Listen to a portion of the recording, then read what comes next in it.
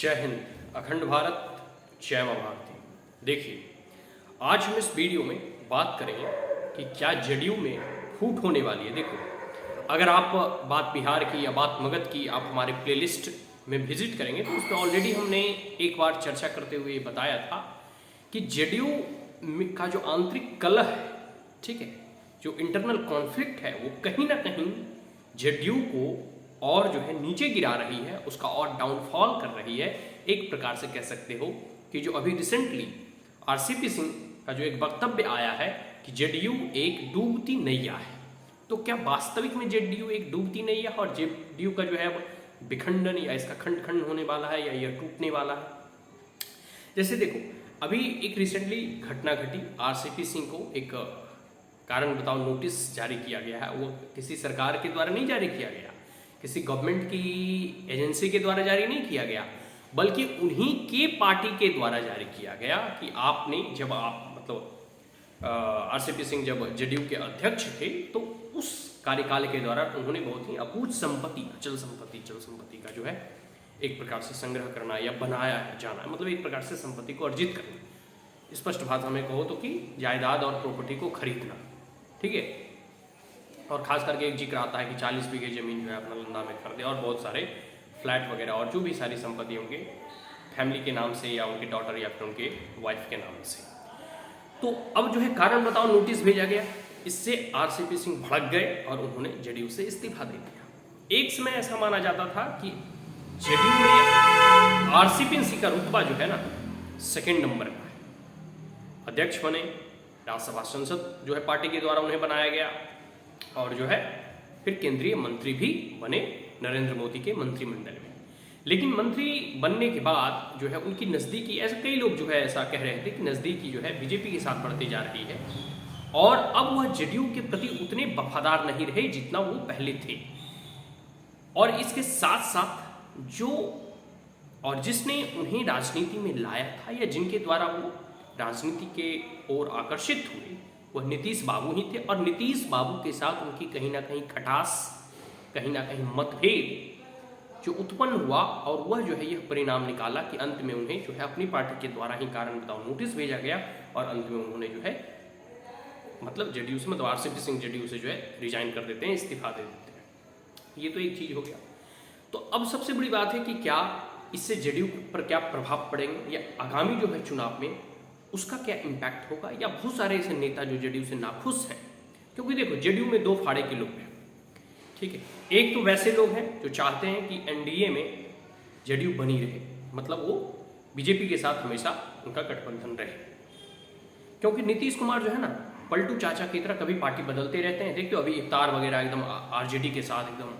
पूरा एकदम घनिष्ठ मित्रता जो है, भले ही पूरी की पूरी वो मौखिक तौर पर ना बोल रहे हो, लेकिन प्रथम दृष्टा जो हाव भाव है, जिस प्रकार से नीतीश कुमार के द्वारा बीजेपी से दूरी बनाई जा रही है, चाहे वो जो है राष्ट्रपति के जब शपथ समारोह हो रहा था उसमें नहीं आना, रिसेंटली अभी जो है आज के दिन की ही बात कर रहा हूँ कि नीति आयोग की काउंसिल की एक बैठक थी, उसमें भी वो शामिल नहीं हुए। एक समय ऐसा भी था जब नीतीश कुमार प्रधानमंत्री बन रहे थे तो वो जो है आरजेडी और जदयू का गठबंधन भी हुआ था। तो क्या फिर से जो है जदयू आरजेडी के साथ जाने वाली? तो इसमें जदयू के अंदर ही दो फाट के लोग हैं। एक तो ऐसे हैं जो कहते हैं नहीं, किसी भी कारण अब दोबारा जो है हमें लालू यादव या फिर तेजस्वी यादव के साथ गठबंधन नहीं करना है, हमें जो है हमेशा के लिए जो है बीजेपी के साथ ही रहना है, ठीक है। दूसरे पाले वो लोग हैं कि उन्हें लगता है कि नहीं, हमें कुर्सी और सत्ता हमेशा चाहिए और किसी भी कारण से जो है हमें कुर्सी पर बरकरार रखना है, चाहे हमें लालू यादव के साथ ही क्यों न जाना पड़े। अब नीतीश कुमार का यह अंतिम कार्यकाल है, उन्होंने खुद मतलब भले ही स्टेटमेंट जारी करके नहीं मतलब उन्होंने कहा हो, लेकिन एक लंबा अरसा हो गया है और ऐसी अटकलें लगाई जा रही थी कि उनका एक अंतिम जो है कार्यकाल है।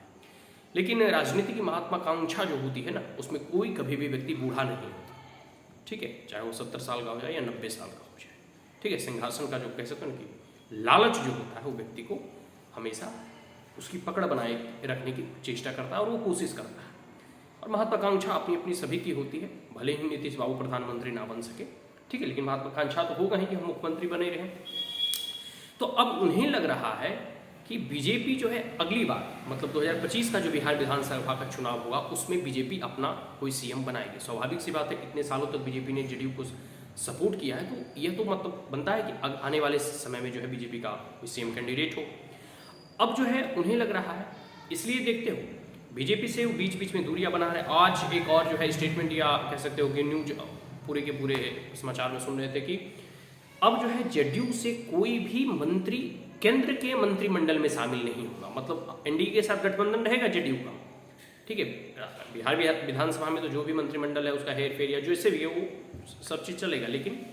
जैसे पार्टी का गठबंधन होता है तो उनके जो सांसद होते हैं, ठीक है, वो केंद्रीय मंत्रिमंडल में भी जो है सम्मिलित होते हैं और शामिल थे। जैसे आरसीपी सिंह थे और जो बड़े बड़े नेता होते हैं हर एक पार्टी के, वो जितना उनका संसद का प्रतिनिधि है उस हिसाब से उस कैटेगरी से उसमें शामिल होते हैं।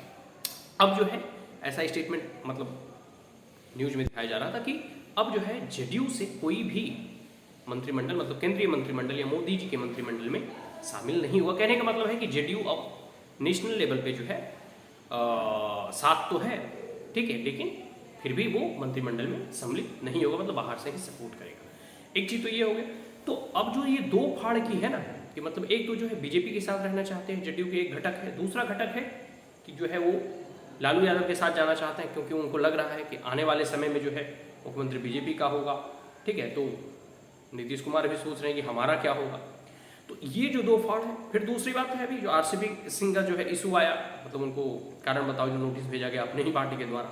तो उनके भी जो समर्थक हैं वो भी राष्ट्रीय अध्यक्ष रह चुके हैं, उनका भी अपना प्रभाव है, उनका भी अपना प्रभुत्व है। और आरसीपी सिंह भी वही जो है कह सकते हैं बिहार में कास्टिज्म वगैरह या कम्युनिटिज्म वगैरह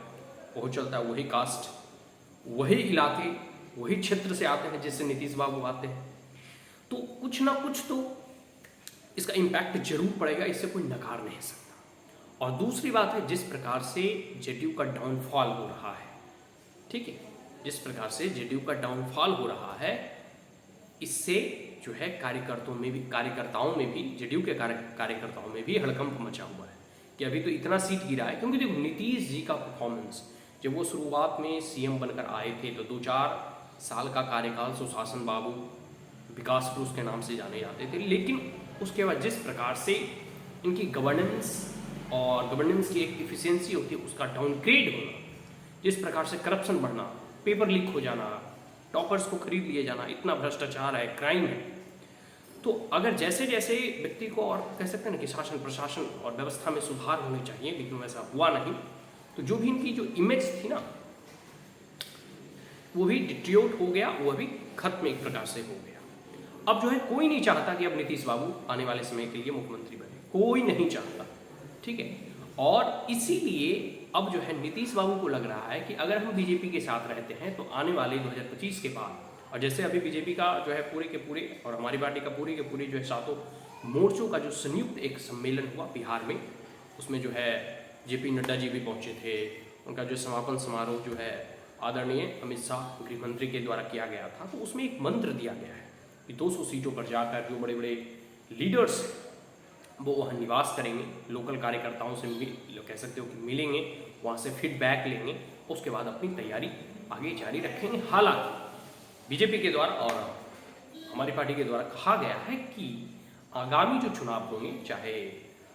2024 में प्रधानमंत्री का चुनाव हो, 2025 में बिहार विधानसभा का चुनाव हो, लेजिस्लेटिव असेंबली का, ये सारे चुनाव जो है मिलकर ही लड़े जाएंगे। कहने का मतलब है कि हम जेडीयू के साथ गठबंधन में ही रहेंगे, लेकिन इसका यह मतलब नहीं हुआ कि मुख्यमंत्री जो है नीतीश कुमार ही बनेंगे और मुख्यमंत्री जो है जेडीयू से ही बनेंगे। ये हमेशा नहीं चलेगा। इस बार का मुख्यमंत्री कोई बीजेपी से होगा, और अगर नीतीश बाबू समर्थन दे या ना दे, अगर अकेले भी आने पड़े तो उसके लिए बीजेपी जो है अभी से ही तैयारी प्रारंभ कर चुकी है, उसका शंखनाद जो है कह सकते हो किया जा चुका है। तो ये जो कह सकते हैं ना कि जेडीयू का इंटरनल कॉन्फ्लिक्ट है, ये कहीं ना कहीं लाभ जो है अन्य पार्टियों को भी मिलेगा, और स्वाभाविक सी बात है कि बीजेपी को भी मिलेगा। और इसके साथ साथ एक चीज़ और है कि लालू यादव और तेजस्वी यादव को लग रहा है कि देखो नीतीश बाबू तो ऐसे भी उनका एक उम्र हो चुका है, आखिर कितने दिन वो बने रहे, तो उनको घटक मतलब तेजस्वी यादव का एक स्टेटमेंट आया था, उन्होंने कहा था कि बीजेपी की औकात नहीं है कि वो अकेले जो है चुनाव मैदान में उतरे। तो इससे स्पष्ट जाहिर होता है, उनके बोलने से, उनके हाव भाव से ये स्पष्ट संकेत मिल रहे थे कि आखिर जो है उनकी लालसा क्या है, उनकी मनसा क्या है। उनकी मनसा यही है कि किसी न किसी प्रकार से जो है नीतीश बाबू को अपने पाले में लाओ, 2-4 साल तो ये मुख्यमंत्री बनेंगे, हम उप मुख्यमंत्री भी बन जाएंगे, सत्ता में बैठकर सब मलाई चाटेंगे, और आने वाले कार्यकाल में जो है जेडीयू का तो ऐसे भी सोपड़ा साफ होना ही है, और नहीं भी होगा तो कम सीट होंगे और मुख्यमंत्री तो हम ही बनेंगे। मतलब अब युग तो है तेजस्वी यादव का ही आने वाला है। तो ये जो मनसा है ये स्पष्ट दिखाई दे रही थी, इसलिए बीजेपी को चुनौती दी जा रही थी कि बीजेपी को इतनी औकात नहीं है कि अकेले जाकर लड़े। लेकिन मैंने पिछले वीडियो में भी बताया था कि बीजेपी को आपके सजेशन और आपके ओपिनियन की आवश्यकता नहीं है। बीजेपी की अपनी एक रणनीति होगी, किनके साथ गठबंधन में चुनाव लड़ना है, किनके साथ अलायंस करना है और कैसे चुनाव मैदान में उतरना है। इसके लिए बीजेपी परिपक्व है, आपके सलाह की आवश्यकता नहीं है। तेजस्वी यादव आप अपनी सलाह अपने पास रखें, और हो सके तो थोड़ा बहुत नीतीश बाबू को दे तो वो चलेगा, वो अलग बात है, क्योंकि वो आजकल आपसे बहुत ही सलाह मशवरा कर रहे हैं। काना खुशी जो होता है ना, कान में जाके बात करना। तो ये देखिए आने वाले समय में निर्धारित होगा कि जेडीयू का क्या होने वाला है, ये कैसे मतलब दो पल्लों में जो ये बिखरते हुए दिखाई दे रहे हैं। आरसीपी सिंह का भी इशू जो है पूरा का पूरा अभी कंट्रोवर्शियल नेचर हो गया कि जिस पार्टी में वो इतने दिन तक रहे, जिस पार्टी ने उसे जो है IAS अधिकारी से नेता बनाया, वही पार्टी आज जो है कारण बताओ नोटिस दे चुकी है। तो अब देखिए आने वाले समय में क्या जो है ना अभी और रूपरेखाएँ बदलती है, और उस हिसाब से हम राजनीतिक जो कह सकते हैं ना कि विश्लेषण आगे भी करेंगे। लेकिन इस वीडियो और के माध्यम से यही हम इस मतलब बताने का जो है चेष्टा कर रहे थे कि जेडीयू अब कह सकते हैं एक प्रकार से इसका विखंडन, इसका खंडन, इसका टूट होने वाला है, और धीरे धीरे वास्तविकता जो आरसीपी सिंह का स्टेटमेंट है कि यह एक डूबती नैया है, ठीक है, इसमें अब कोई जो है सवार नहीं होना चाहता है, यह वास्तविकता है। यह जो है धीरे धीरे इसका देखो, क्योंकि इनके गवर्नेंस की इतनी इफिशियंसी ही नहीं है, इनके कह सकते हैं कि आप जो है कब तक जो है मोदी जी के नेतृत्व में या मोदी जी के चेहरे पर जो है चुनाव लड़ेंगे। अगर नीतीश बाबू इतने ही परिपक्व हैं तो इतने साल तक उन्होंने शासन किया, ठीक है, इतने साल तक उन्होंने शासन किया, वो खुले मैदान में आए और अपने दम पर जो है वोट मांगे, अपने विकास के दृष्टिकोण से, फिर अपने जो है सुशासन या प्रशासन के दृष्टिकोण से, करप्शन लेस के दृष्टिकोण से, इन सब मुद्दों पर अगर कभी भी जेडीयू अगर आएगी तो कभी भी सक्सेस नहीं मिल पाएगा इन्हें, क्योंकि इन तमाम पैरामीटर्स पे वो एकदम नेग्लेजिबल है, नेग्लिजेंस है, और एकदम कुछ है ही नहीं, ठीक है। तो आप जो है आने वाले समय में युग जो है बीजेपी का होगा, बिहार जो है में जो बीजेपी की सरकार बनेगी, और 2025 में बीजेपी का मुख्यमंत्री होगा। और जेडीयू जिस प्रकार से इसका डाउनफॉल हो रहा है या और गिरेगा, तो बेहतर यही होगा नीतीश कुमार को साइडलाइन करके कोई जेडीयू का जो है ना अलग नेता जो है पार्टी का और पूरी की पूरी उस पार्टी का जो है ना कार्यभार अपने हाथों में ले, तभी जो जेडीयू जो है बच सकता है, नहीं तो इसका दो फाड़ होना सुनिश्चित है। आज के लिए इतना है, मिलते हैं किसी अगले वीडियो में, तब तक के लिए धन्यवाद। जय हिंद, जय मां भारत।